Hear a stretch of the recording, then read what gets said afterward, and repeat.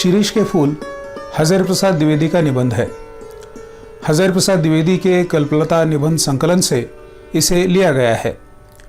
शिरीष के फूल इस निबंध में हज़ार प्रसाद द्विवेदी ने शिरीष के फूल की विशेषता, सौंदर्य, महानता, सांस्कृतिक महत्व, उसकी अद्भुतता, उसकी कोमलता, उसकी कठोरता आदि का विवेचन किया है। शिरीष के फूल में गर्मी में भी फूलने की हिम्मत है। अन्य फूलों की अपेक्षा शिरीष के फूल अपना अस्तित्व अधिक काल तक बनाए रखता है। वह वसंत के आगमन के साथ लगता है आषाढ़ तक मस्त बना रहता है, कभी कभी भादों तक फूलता रहता है। शिरीष के वृक्ष बड़े और छायादार होते हैं। भारत के पुराने रईस जिन मंगलजनक वृक्षों को अपनी वाटिका में लगाते थे, उनमें शिरीष का भी समावेश है। संस्कृत साहित्य में शिरीष के फूल को कोमल माना गया है, लेकिन इसके फल इतने मजबूत होते हैं कि नए फल आने तक अपना स्थान नहीं छोड़ते हैं। शिरीष एक अद्भुत अवधूत है। वह कभी भी हार नहीं मानता है। जब धरती और आसमान जलते रहते हैं, तब भी न जाने कहां से अपना रस खींचते हुए शिरीष मौज मस्ती के साथ खिला हुआ दिखता है। वनस्पति शास्त्री बताते हैं कि इस तरह के पेड़ वायुमंडल से अपना रस खींचते हैं। शिरीष का तरुमन तरंगों को जगा देता है। चिलकती धूप में भी वह अपने आप को सरस बनाए रखता है, चाहे वह धूप हो, आंधी हो, वर्षा या लू हो, क्योंकि शिरीष अवधूत है और वह वायुमंडल से रस खींचकर इतना कोमल और कठोर है। आइए अब हम हज़ार प्रसाद द्विवेदी का परिचय देख लेते हैं और उसके साथ साथ इस पाठ को देख लेते हैं। आइए सबसे पहले जान लेते हैं हज़ार प्रसाद द्विवेदी का परिचय। आचार्य हज़ार प्रसाद द्विवेदी का जन्म बलिया जिले के वुजवलिया गांव में सन 1907 में हुआ था। उन्होंने काशी हिंदू विश्वविद्यालय से ज्योतिषाचार्य की परीक्षा उत्तीर्ण की। सन 1940 में इन्होंने शांति निकेतन में हिंदी संस्कृत का अध्ययन प्रारंभ किया। 1950 तक इन्होंने यहाँ प्राध्यापक और निदेशक के रूप में कार्य किया। यहीं कविवर रविन्द्रनाथ टैगोर के संपर्क में आने पर मानवतावाद के प्रति आपके हृदय में विशिष्ट आस्था उत्पन्न हुई। 1950 में आचार्य द्विवेदी ने काशी हिंदू विश्वविद्यालय में हिंदी के प्रोफेसर तथा 1960 में पंजाब विश्वविद्यालय के हिंदी विभागाध्यक्ष के पद को सुशोभित किया।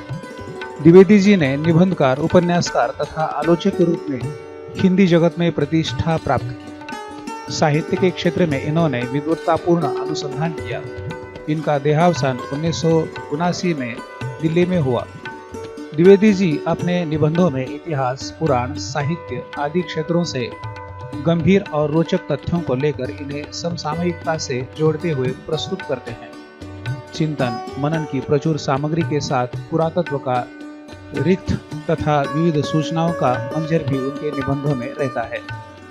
उनकी कुछ रचनाएं इस प्रकार है। इतिहास, हिंदी साहित्य का आदिकाल, हिंदी साहित्य की भूमिका। उनके निबंध संग्रह है अशोक के फूल, कुटज, विचार प्रवाह, विचार और वितर्क, कल्पलता, आलोक पर्व।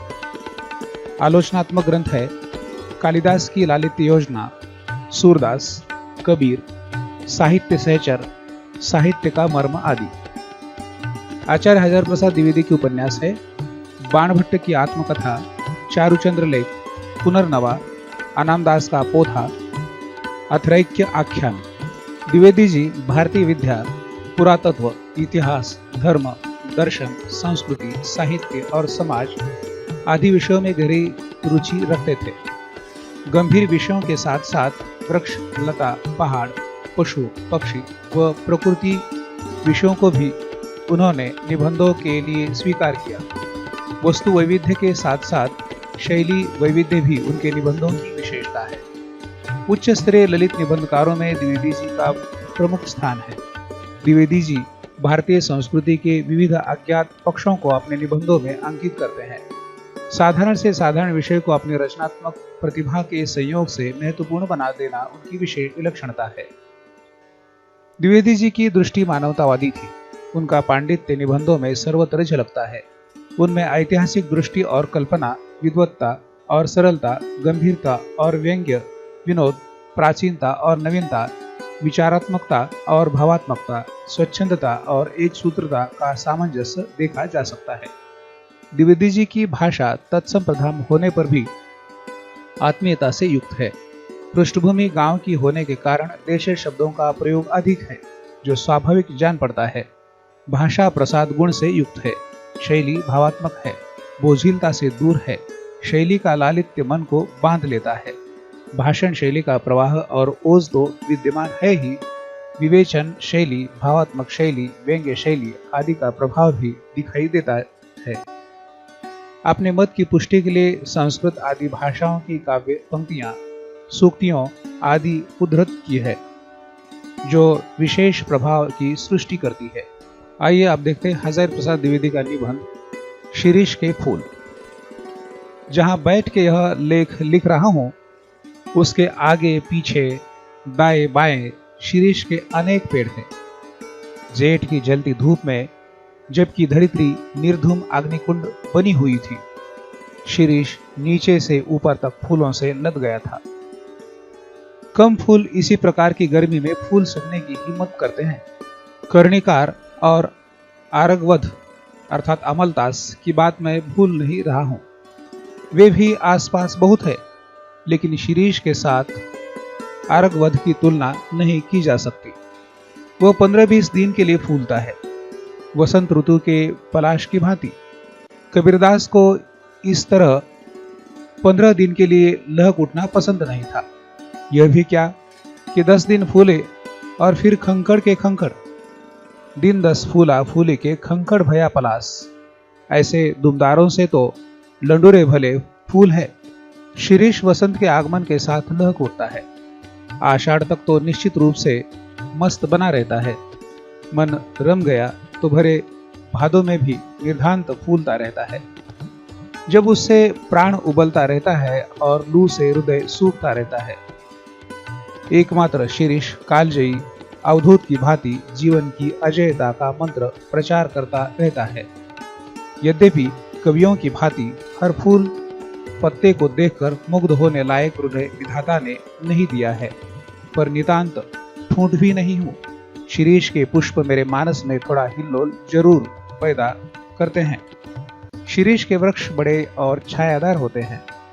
पुराने भारत का रईस जिन मंगलजनक वृक्षों को अपनी वृक्ष वाटिका की चार दीवारी के पास लगाया करता था, उनमें एक शिरीष भी है।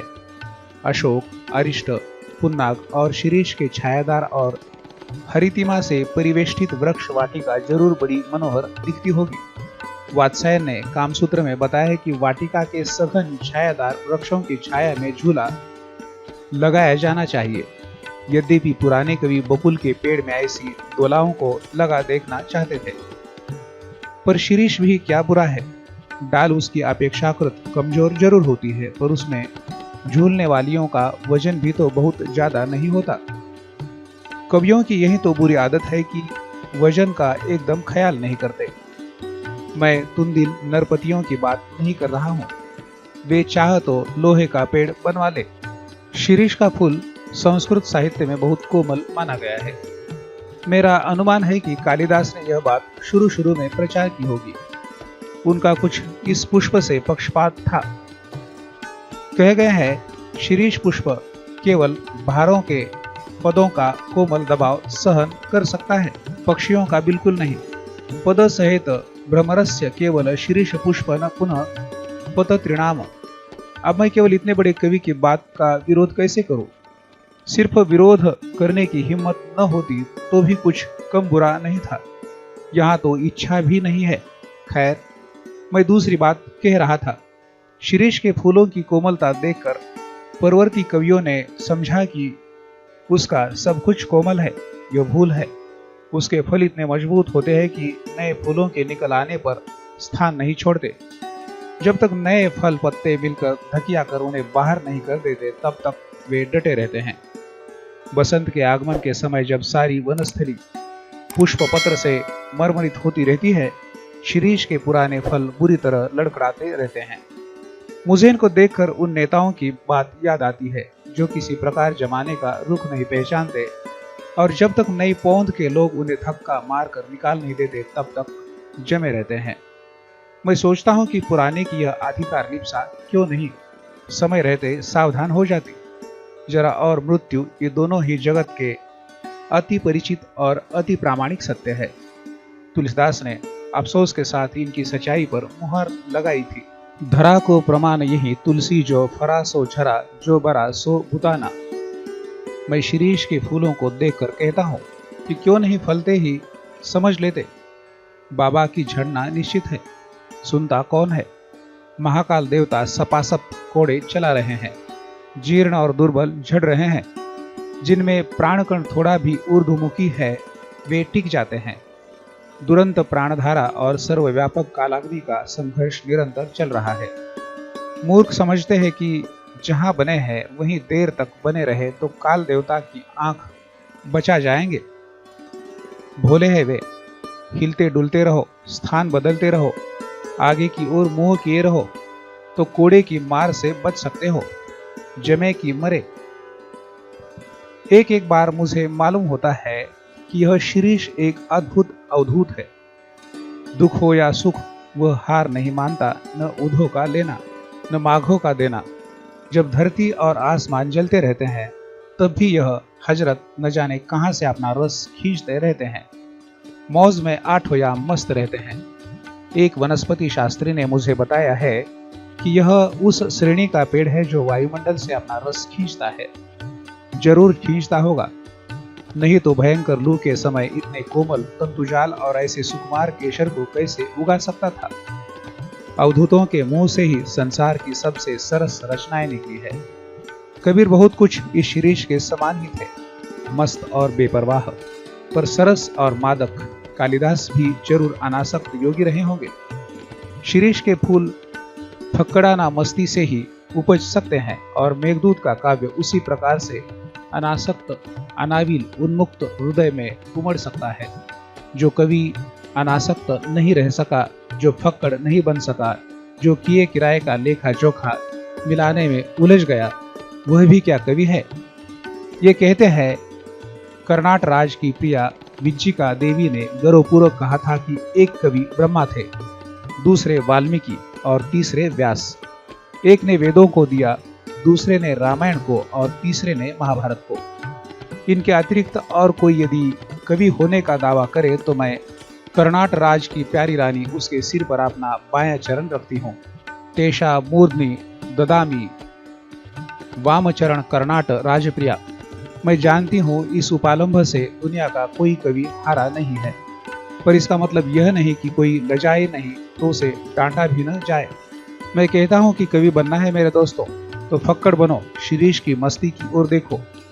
लेकिन अनुभव ने मुझे बताया है कि कोई किसी की सुनता नहीं है, मरने दो।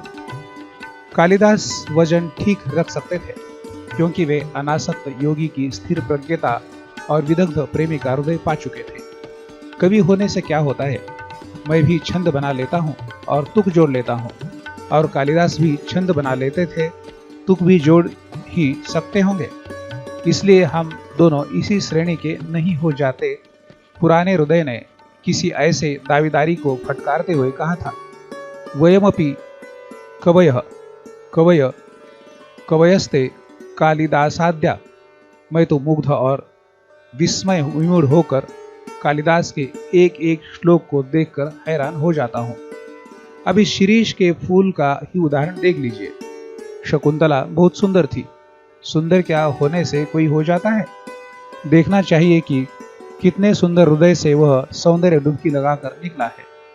शकुंतला कालिदास के हृदय से निकली थी। विधाता की ओर से कोई कार्पण्य नहीं था, कवि की ओर से भी नहीं था, कवि की ओर से भी नहीं। राजा दुष्यंत भी भले अच्छे प्रेमी थे, उन्होंने शकुंतला का एक चित्र बनाया था, लेकिन रह रहकर उनका मन खींच उठता था। ओहो, कहीं न कहीं कुछ टूट गया है।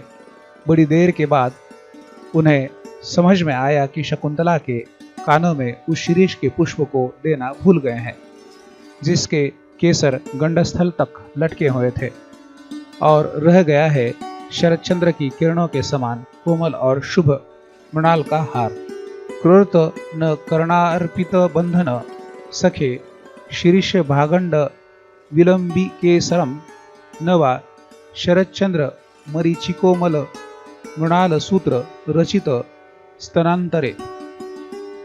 कालिदास ने श्लोक न लिख दिया होता तो मैं समझता कि वे भी बस और कवियों की भांति कवि थे। सौंदर्य पर मुग्ध, दुख से अभिभूत, सुख से गदगद, पर कालिदास सौंदर्य के बाह्य आवरण को भेद कर उसके भीतर तक पहुंच सकते थे। दुख हो कि सुख, वे अपना भावरस उस अनासक्त कृषिवल की भांति खींच जो निर्दलित इक्षदंड से रस निकाल देता है। कालिदास महान थे क्योंकि वे अनासक्त रह सकते थे। कुछ इसी श्रेणी की अनासक्ति आधुनिक हिंदी कवि सुमित्रानंद पंत में है। कविवर रविंद्रनाथ में यह अनासक्ति थी। एक जगह उन्होंने लिखा है, राजोधान का सिंह द्वार कितना भी अभ्रभेदी क्यों न हो, उसकी शिल्पकला कितनी ही सुंदर क्यों न हो, वह यह नहीं कहता कि हम में आकर ही सारा रास्ता समाप्त हो गया।